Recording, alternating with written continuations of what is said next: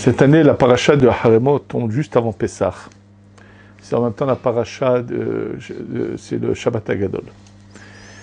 Et ce sera l'opportunité de faire aussi une petite révision un peu de Pessah et de voir le lien avec la paracha.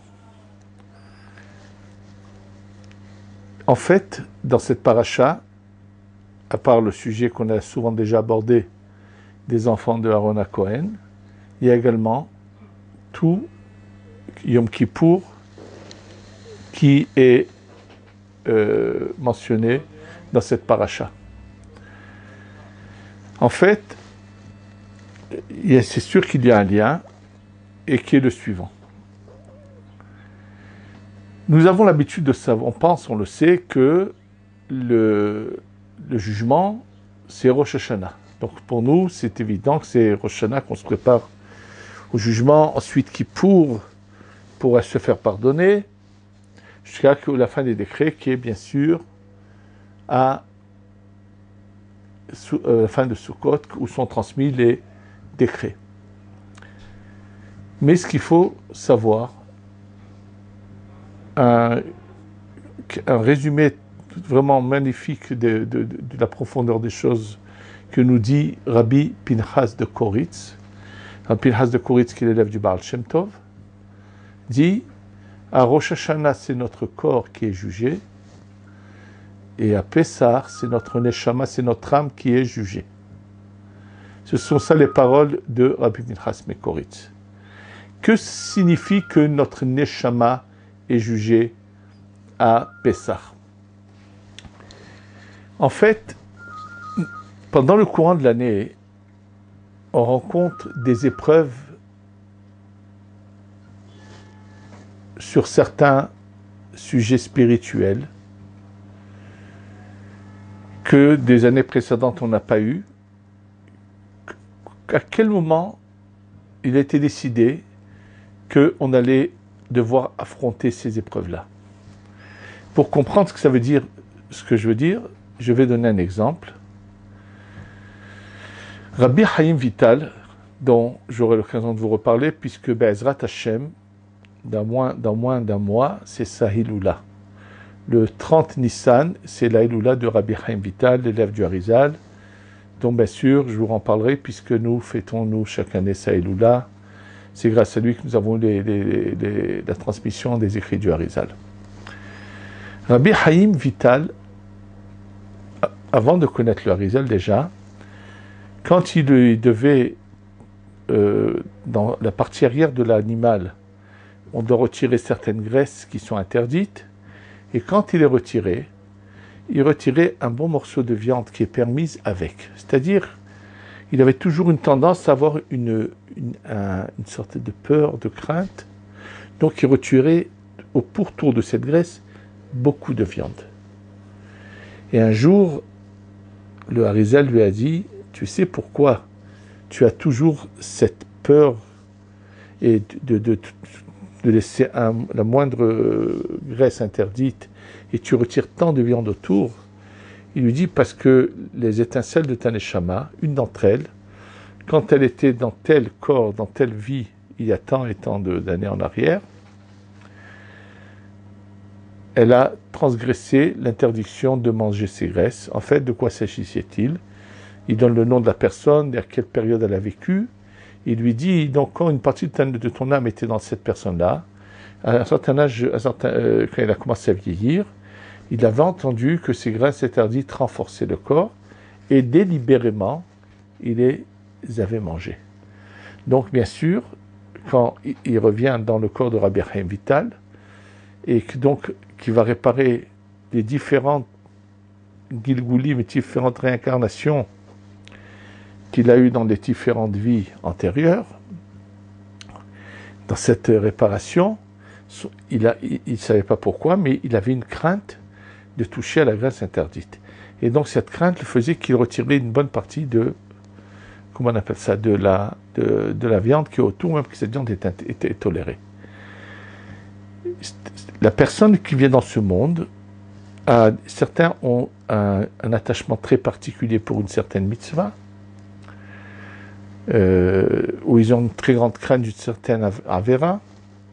Et lui, par exemple, Rabbi Chaim Vital, pendant cette vie-là où il est Rabbi Chaim Vital, il va s'adonner, bien sûr, à la Kabbalah d'une manière, d'un amour, avec une envie et une volonté, avec tout ce que... Et il lui dit, parce qu'il doit réparer, lorsqu'il était dans le Gilgoul de l'auteur du Maggid Mishneh. Le Maggid Mishneh est un commentaire sur le Rambam qui est imprimé dans tous les livres du Rambam. Il lui dit, lorsque tu es dans une partie de ta Neshama, était dans le Gilgoul du Maggid Mishneh, tu ne croyais pas dans la Torah, ce qu'on appelle la Kabbalah, tu n'as pas voulu l'approcher, maintenant tu viens donc réparer, et c'est pour ça que maintenant tu te donnes à cet amour de cette étude, avec autant de profondeur et de vraiment de goût et de volonté, de savoir et ainsi de suite. Parce qu'il faut savoir que même le manque de certaines choses peuvent faire revenir la personne en Gilgoul. C'est pour cela que tout le monde a l'obligation d'étudier toutes les parties de la Torah.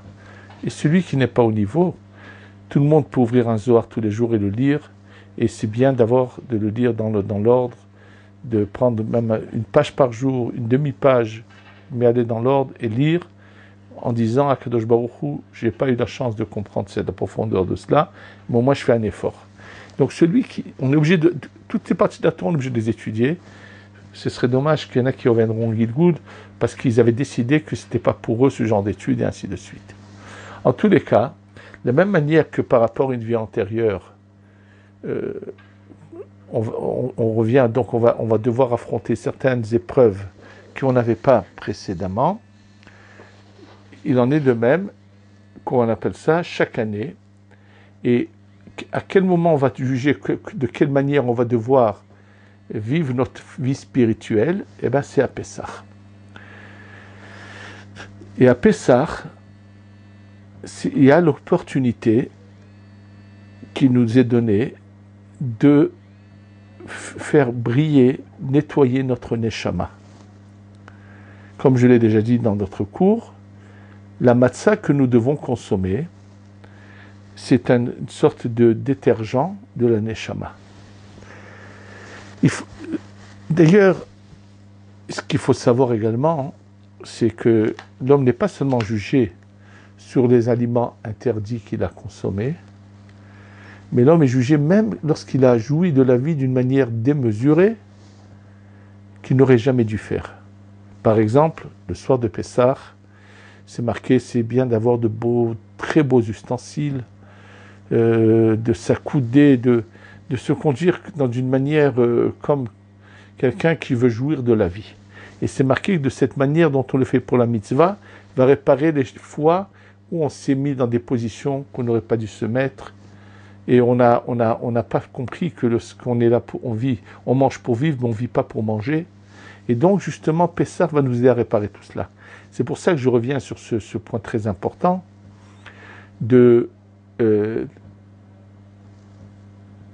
qu'à Pessah, ce qu'il faut penser à une chose, c'est honorer la fête, mais on a Baruch Hashem de la matzah.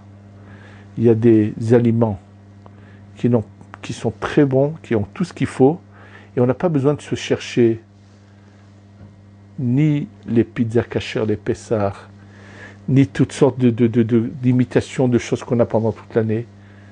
On peut se passer pendant 7 ou 8 jours de tout cela. C'est au contraire, on est là pour nettoyer notre neshama. Quand je parle de pizzas de kasher les Pessah, il en est de même pour les crevettes qui sont faites dans le kasher. On doit aussi, c'est des choses qu'on doit éviter. On n'a pas besoin de rechercher des imaginations. On doit chercher Shabbat, il faut honorer le Shabbat dans les repas. Il y a de la viande normale, il y a du poisson normal, il y a tout ce qu'on a. Ne pas chercher toutes sortes d'originalité. Maintenant, quand je parle de chercher d'originalité, à plus forte raison, qu'il faut savoir, dans la nourriture, faire très attention à ce qu'on fait rentrer dans la bouche. Et là, je voudrais juste signaler que lorsque le mouvement des Arachim, donc qui est cet organisme qui organise des séminaires pour ramener ces Bnei Israël égarés au chemin de la Torah. Donc au début de la fondation de ce mouvement, ils sont allés voir, il me semble, ou Rav Chaim Kanievski ou Rav Chaim Greneman, un des deux, prendre conseil. Et est-ce que vous savez ce qu'il leur a dit?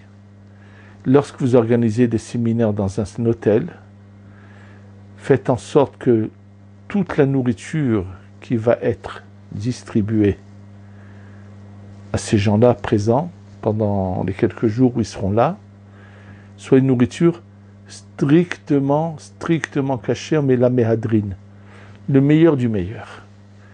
Il a eu tout à fait raison. On voit des fois des gens qui ont des manières de penser qui paraissent bizarres. On dirait que la logique a disparu de leur tête. Ou même des fois des gens qui sont religieux et qui malheureusement s'égarent complètement dans le chemin. Ça veut dire, en pensant être de bons juifs, ils s'égarent. Et je vais le rappeler tout de suite par rapport aux enfants de Aaron. Et tout cela provient souvent du fait qu'ils ont mangé ce qu'ils n'auraient jamais dû manger. Et là, comme m'en a fait part quelqu'un, j'ai abordé un problème. Que Baruch Hashem, il existe de tout aujourd'hui, de manière qu'il soit kasher la méhadrine, qu'il soit strictement kasher. Et je vais par exemple parler des produits laitiers. Et nous savons que lorsque les Chachamim ont interdit halav akum, le lait, qui n'a pas été surveillé au moment où il a été trait de la vache, alors bien sûr, il y a eu beaucoup d'encre qui a coulé là-dessus. Est-ce que la raison pour laquelle nos sages ont interdit un lait où un juif n'était pas présent au moment où on a trait le lait de la vache, c'est parce qu'on craint qu'il y ait des mélanges, et dans ce cas, si on est sûr qu'il n'y a pas de mélange, il n'y a aucun problème, ou bien non. Nous ne savons pas, même si les Chachamim, même si nos sages donnent une raison, nous n'avons pas le droit de décider s'il n'y a pas la raison. Le décret des Chachamim, de nos sages, n'existe pas. C'est pas du tout ça. Quand les Chachamim ont décidé ce qu'ils ont décidé, ils n'ont pas toujours révélé la profondeur des choses. Je vais juste donner une image possible de la chose. Nous savons que il y a par exemple, que lorsqu'un verre de vin, on veut faire kidouche. Et à la maison, le père de famille a rempli son verre. Et avant de faire le kidouche, il sort de la pièce, il n'y a personne dans la pièce, et il revient, et bien il ne pourra pas utiliser ce verre de vin pour faire le kidouche. Parce qu'il a laissé du vin découvert, sans surveillance, pendant quelques instants. Il pourra le boire, ce vin, mais pas faire le kidouche dessus. Pourquoi?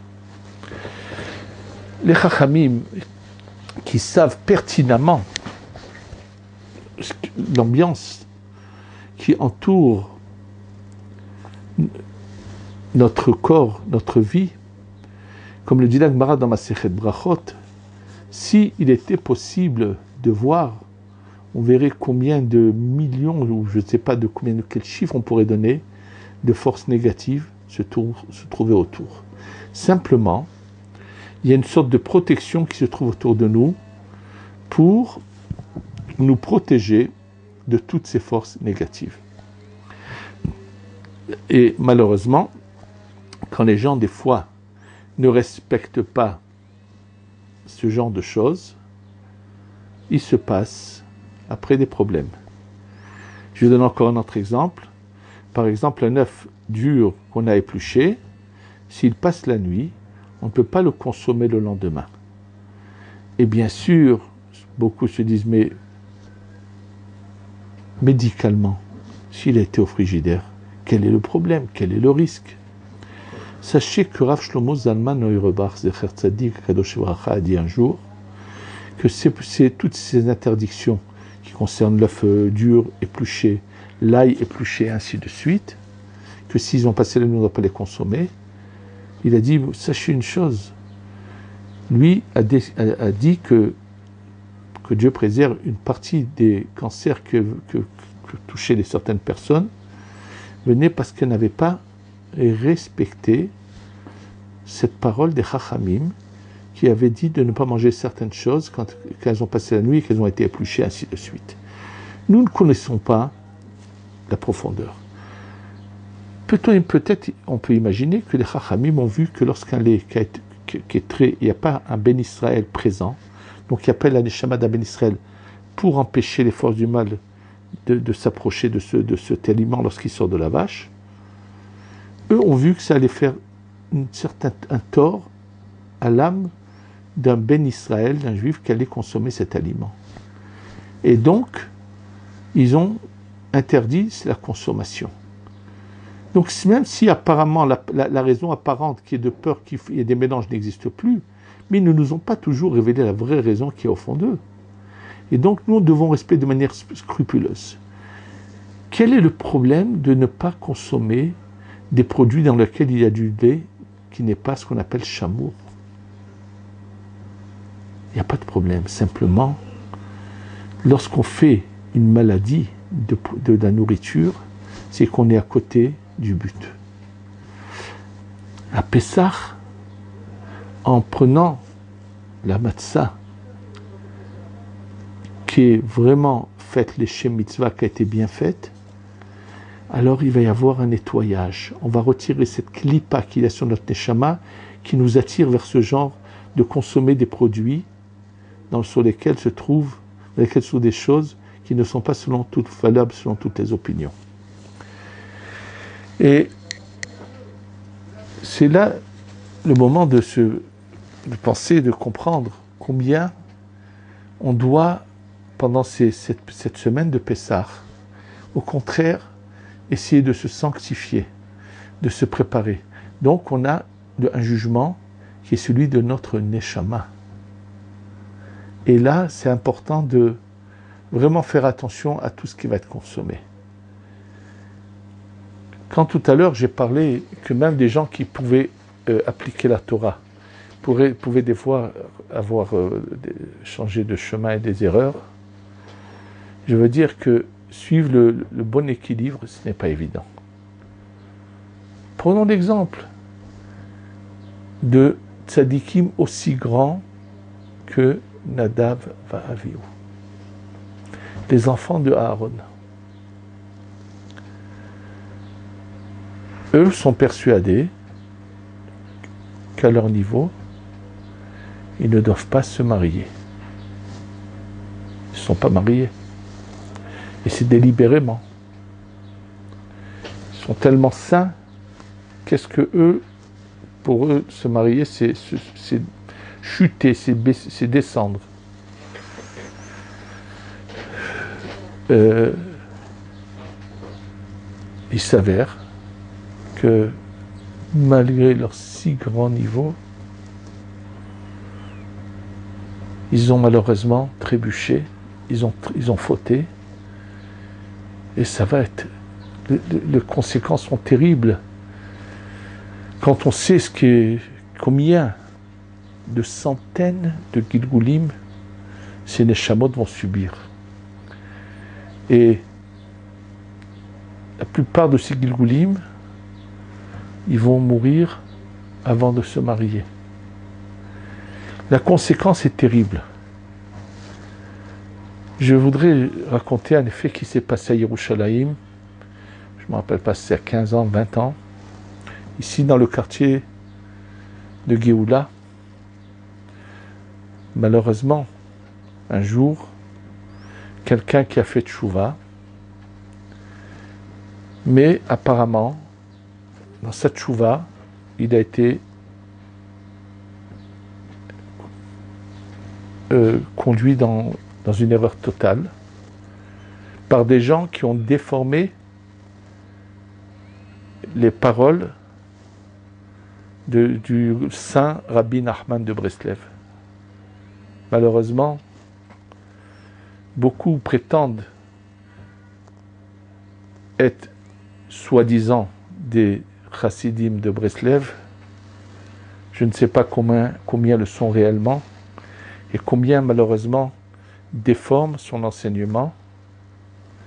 Et je ne suis pas le premier à le dire, le rabbi de Satmer, Rabbi Yoel, a dit un jour à des chassidés Satmer, qui sont venus le voir, parce que lui était un grand amoureux des écrits de Rabbi Nachman, Rabbi Yoel de Satmer, et donc sont venus le voir parce qu'ils avaient marié leur fille avec un chassid de Breslev. Et voilà, ça faisait 1 an qu'il avait disparu, il était parti, ils n'avaient plus de traces. Ils sont venus en pleurant lui demander.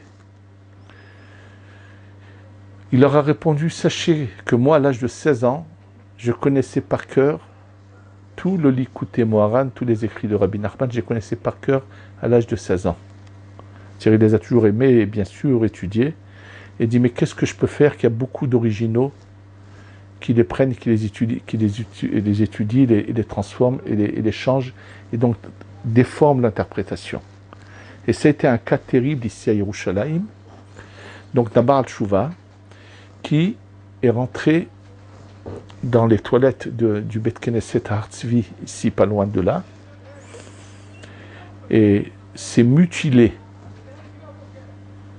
Donc il s'est rendu incapable d'être un homme à l'avenir, et il a fallu appeler une ambulance. Il y avait du sang de partout dans les toilettes où il a fait ça.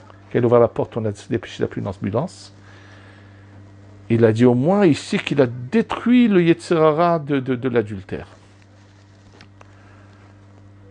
Combien, quelle déformation, quelle stupidité.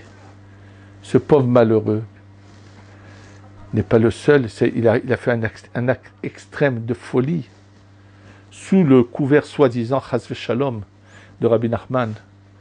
Je pense que Rabbi Nachman a dû terriblement être déçu et souffrir là-haut de voir comment des gens stupides ont le culot et l'audace de transformer ces paroles et de les interpréter de travers, alors qu'il a écrit des choses de merveille avec un sens profond. Et j'ai donné ce cas extrême, mais il y a eu beaucoup d'autres qui malheureusement ont déformé les paroles et ont des fois transformé ça vraiment en idolâtrie et ainsi de suite. Il y a énormément que je vous dis, de gens qui prétendent représenter le Rabbi Nachman, mais ils se servent d'un saint pour donner libre cours à toute leur folie et leur phobie et tout ce qu'on pourrait imaginer. Et cela, il faut aussi faire très attention, et c'est ça ce qu'on devrait demander à Pessah. Oreni Hashem uncheni borach mishor. Montre-nous ton chemin, Dieu, et guide-nous dans la droiture. Le soir de Pessah, comme je l'ai dit, par les verres de vin, la motzi, matzah et le korer, on va faire entrer de la chorma, de la bina, du da'at. Et si on veut vraiment faire entrer, d'abord, c'est une annulation totale de soi, de ne pas penser que moi et mon entourage et le groupe auquel j'appartiens, nous serons les seuls à recevoir le Mashiach, comme j'entends des bêtises. Et je dis, c'est tellement contraire à l'enseignement du Baal Shem Tov. Pendant des années, le monde chassidique disait une plaisanterie, mais qui voulait illustrer un peu ce qu'est la chassidoute. Et il disait en s'amusant aux litaïm, à ceux qui étaient donc de l'autre côté contre la chassidoute, il leur disait, vous savez, le Mashiach, il ne peut pas être chassidique, il va être que litaï. Vous savez pourquoi? Il dit, parce que s'il est chassidi, vous ne voudrez pas l'accueillir et le recevoir. Mais nous, même si le Mashiach est litaï, on sera prêt à l'accueillir et à le recevoir. C'était la plaisanterie du monde chassidique depuis des dizaines d'années en arrière, pour montrer que on aimait tous les bénis Israël, qu'on n'avait pas de préjugés, qu'on n'avait pas des ornières autour des yeux. Et combien malheureusement ça a été déformé aujourd'hui dans un grand nombre de milieux où il n'y a que nous et tous les autres sont à côté. Au Canada vient d'éclater un scandale d'un groupuscule d'extrémistes qui ont d'ailleurs été arrêtés par la police canadienne, et où commence à se révéler un peu ce qui se passait dans cette secte un peu bizarre, où ils étaient sûrs que lorsqu'il viendrait le Mashiach, ils seraient les seuls survivants à recevoir le Mashiach. Tout le monde serait exterminé, il n'y a que eux. C'est cette centaine de personnes, c'est que eux le peuple d'Israël. Donc, c'est l'occasion pour celui qui cherche vraiment à servir Hachem, sans aucune déformation pour adapter la Torah à soi. Il y a toutes sortes d'adaptations. Il y en a qui l'adaptent du côté extrême de ce côté-là. Il y en a qui, au contraire, se relâchent et oh, qu'est-ce qu'il y a? Quel mal qu'il y aurait à prendre tel produit? Quoi, s'il y a du lait dedans, qui n'est pas un chameau, et alors? Ou qui se donnent toutes sortes de tolérances, d'autorisations. Toutes ces erreurs de notre vie, on a l'opportunité, chaque année, Hachem veut nous aider à ouvrir les yeux, va nous donner un détergent de la Neshama pour que Be'ezrat Hachem on change. Donc en fait, il y a une sorte de Kippour qui va se passer pour nous à Pessah. Mais qui commence à Pessah, qui va se terminer jusqu'à Shavuot. C'est que pendant tout le mer, ça va être un travail, ça va être une réflexion. Et je répète, on a des chachamim incontestables. Baba Salé. Quelle conduite équilibrée il avait. Combien de choses ici. Ce qu'il n'a pas fait, on n'a pas à le faire nous. Je parle de lui parce que il est incontestable. Mais combien comme ça de chachamim nous avons eu que tout le monde a reconnu leur grandeur et c'est eux qu'on doit suivre. C'est dans leur chemin que nous devons aller. Et on a une opportunité qu'on ne doit pas rater. C'est à ce Pessah, vraiment essayer de faire que notre vie va changer, que l'année qui va venir, de Pessah à Pessah prochain, on va être au service d'Hachem d'une manière bien meilleure dans tous les domaines. Et que, comme il est dit, Abba et Taher, Messaïn Ve'ado, celui qui vient se purifier, on l'aide. Qu'Hachem nous aide à nous purifier, à nous changer de mode de vie, à nous améliorer et qu'on puisse grimper dans la spiritualité. Amen. Ve Amen.